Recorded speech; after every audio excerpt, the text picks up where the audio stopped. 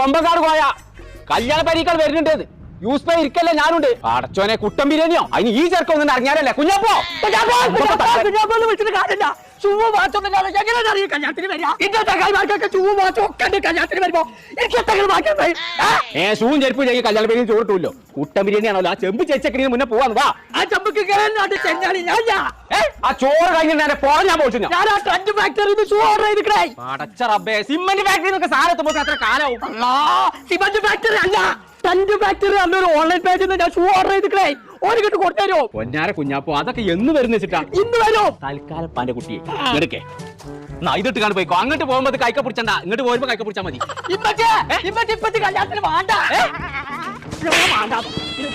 ചെറുക്കാൻ പോരെന്ന് വന്നു. കറക്റ്റ് ടൈമിങ്ങിന് വന്നു. ഇതിന്റെ ആണ് അതാ